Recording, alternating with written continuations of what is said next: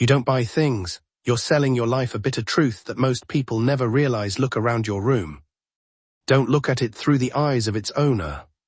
Look at it through the eyes of a stranger. How many things in this room have you not touched for months? How many items sit silently on a shelf, covered in dust, taking up space, yet you still can't bring yourself to throw them away? Perhaps you think they are just possessions, but they are not. They are your time. They are the mornings you forced yourself out of bed before you were ready. They are the days you endured pressure at work. They are the moments you nodded, in agreement to things you hated, just to receive your paycheck at the end of the month. Every possession was bought with a piece of your life, not with money. Money is only the ticket in between. What you truly paid with was your time, and time is the only currency that can never be refunded. A new smartphone is not merely worth a few $1,000s. It is worth hundreds of hours of your labor. A luxury car is not simply metal, an engine and leather seats. It represents thousands of hours you traded away from your youth. A luxury watch does not merely tell time. It is made from the very time you have already lost. The irony is that people always say they love life. Yet every single day, they sell pieces of that life to buy things that will eventually grow old. We do not live to earn money. We sell our time in exchange for money. Then we use that money to buy things that force us to sell even more of our time. It is a loop. A loop given a very beautiful name, success, but be honest. How many people are truly happy when they walk into a supermarket? How many genuinely need everything they put into their shopping cart? The frightening part is not that we buy too much. The frightening part is that we no longer know why we are buying. We walk into a store just to browse. Then we walk out carrying bags full of things. When we get home, the excitement lasts for a few hours, a few days later. That item simply becomes another object in the room, a week later. You almost forget it even exists, then one day, you want to buy something new again. You think you are chasing happiness. In reality, you are only chasing a feeling of excitement that lasts a few minutes. That is the difference very few people recognize. Happiness brings peace to the mind. Excitement makes the mind addicted. A peaceful person knows when to stop. An addicted person always needs more. And today's society is built upon that very addiction. Have you noticed? No one makes money when you feel that you already have enough. Companies do not grow because of people who are content. They grow because of people who constantly feel that something is missing: a newer phone, a nicer car, a bigger house, a more perfect body. A life that looks more like someone else's. Imagine if one day everyone woke up and said, "I already have enough," what would happen? Thousands of advertising campaigns would become meaningless. Billion-dollar brands would lose their power. An economy fueled by endless desire would begin to tremble. That is why every single day you are reminded that you are not enough, not attractive enough, not wealthy enough, not successful enough, not desirable enough, not modern enough. They are not selling you products. They are selling you the feeling of lacking something. Because only when you believe you are lacking will you open your wallet. It is the most sophisticated game in human history. No violence, no chains, only desire. And the heartbreaking part is, we participate willingly. Modern people are proud to call themselves free. We have the freedom to choose, the freedom to buy, the freedom to sell. The freedom to go wherever we want, but ask yourself, if social media disappeared tomorrow, would you still want that expensive phone? If no one could ever see the car you drive, would you still spend thousands more to upgrade it? If nobody knew what brand you were wearing, would you still feel the need to chase famous logos? Many of the choices we call personal preference are actually nothing more than reactions to other people's eyes. We do not buy to use. We buy to be seen. We do not dress simply to stay warm. We dress to send a message. We are not living our own lives. We are performing a role for an audience that is just as busy performing their own. Everyone is trying to prove that they are doing fine. Everyone is trying to prove that they are successful. Yet deep inside, everyone is afraid of being judged. That is the paradox of modern society. We own more possessions than any generation before us, yet we feel more anxious, we have more comfort, yet less peace, more connections, yet more loneliness, more choices, yet greater dissatisfaction than ever before. This is not happening because people have become weaker. It is happening because we live inside a system that constantly whispers, "You'll be happy after the next purchase." But the next purchase has never been the finish line. It is only the beginning of another desire. You climb one step, only to notice another one above it. You achieve what you once dreamed of. Then you immediately begin dreaming of something else. That race has no finish line, only exhausted runners. Perhaps the most terrifying form of poverty is not having no money. Perhaps it is never feeling that you have enough. A person with $1 million who constantly craves 10 million is still poor. A person who owns 10 houses but envies someone with 20 is still poor. Meanwhile, someone who knows when to stop, someone who is content with what is truly necessary, may be wealthier than all of them. Because wealth does not begin with the balance in your bank account. It begins the moment you stop allowing greed to determine the value of your life. There is one question very few people dare to face. If you died tomorrow, would all the possessions you spent your life buying truly tell the story of who you were? Or would they simply prove that you spent too much of your life chasing things that would eventually belong to someone else? Perhaps the most frightening thing is not death. Perhaps it is realizing, at the moment you close your eyes forever, that you never truly lived.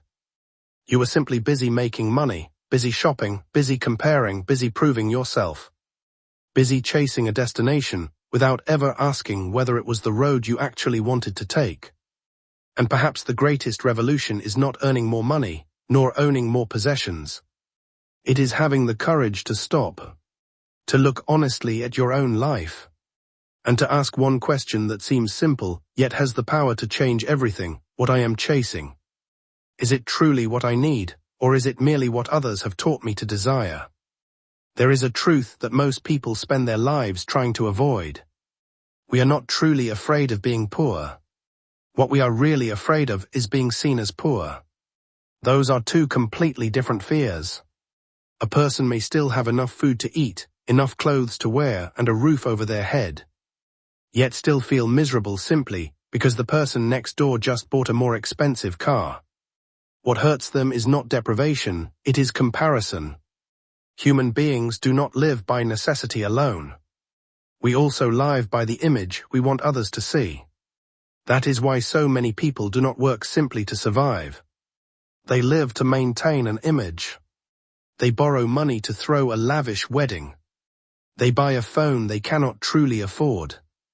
They replace a car that still runs perfectly. They replace their watch, their clothes, their furniture.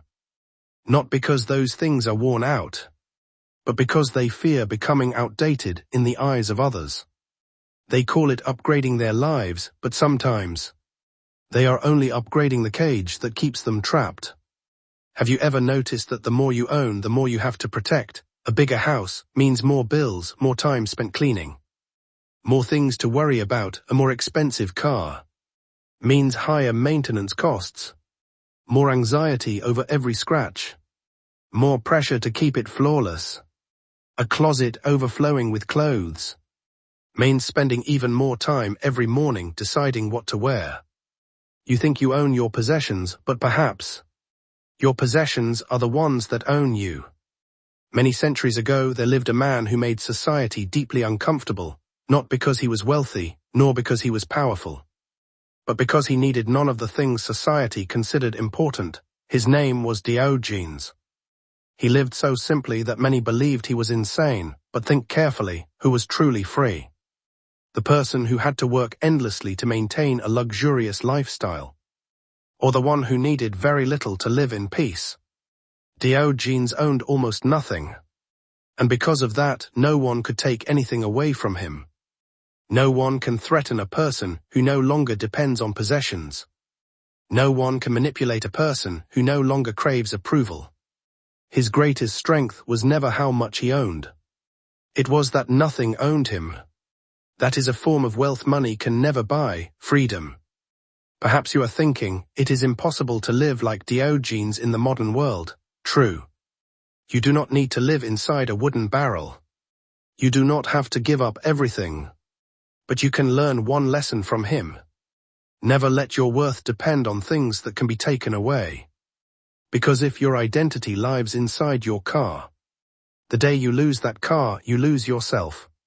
If your self-respect lives inside your bank account, the day that account runs dry, your confidence disappears with it.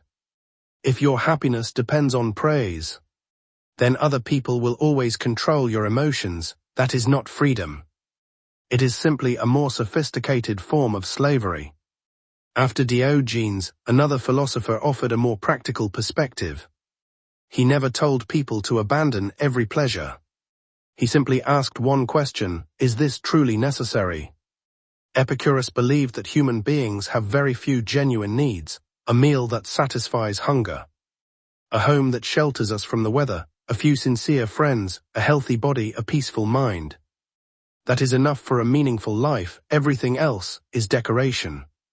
The tragedy is that we spend almost our entire lives chasing the decoration.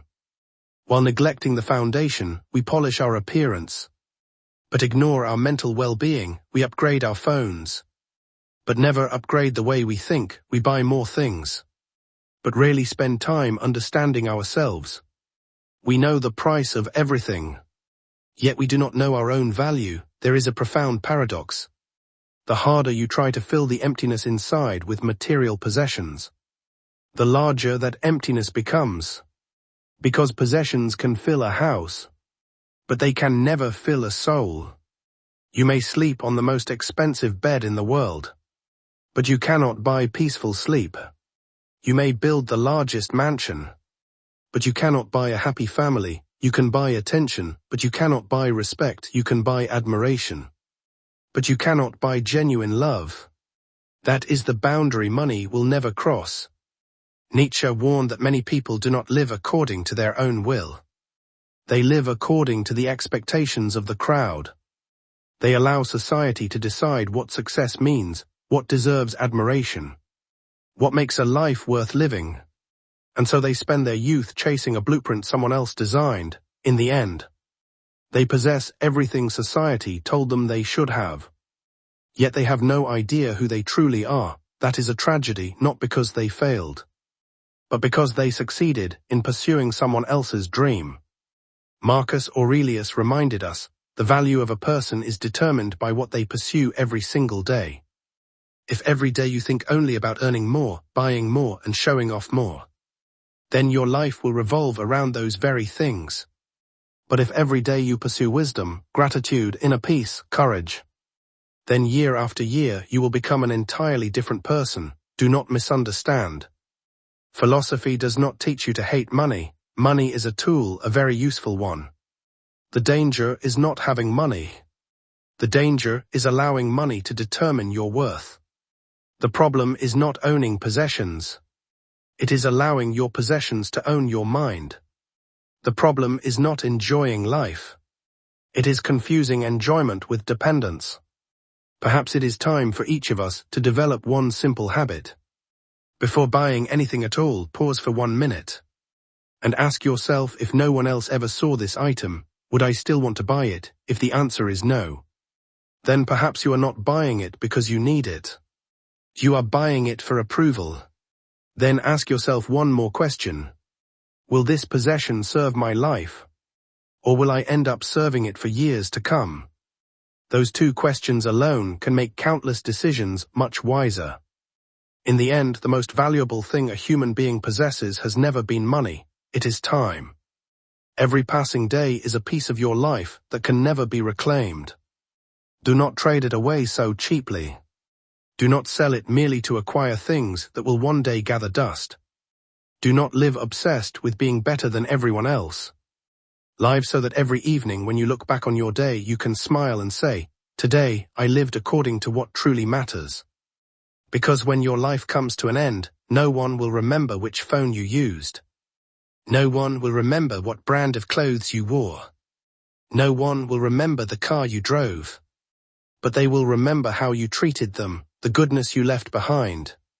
the peace you brought into the world, and the person you became. Perhaps freedom does not begin when you earn more money. Perhaps it begins the moment you are no longer controlled by endless desires. Perhaps wealth is not having everything. Perhaps it is no longer feeling that you lack anything you truly need. And perhaps the happiest life is not the one that owns the most, but the one with the courage to say, I already have enough.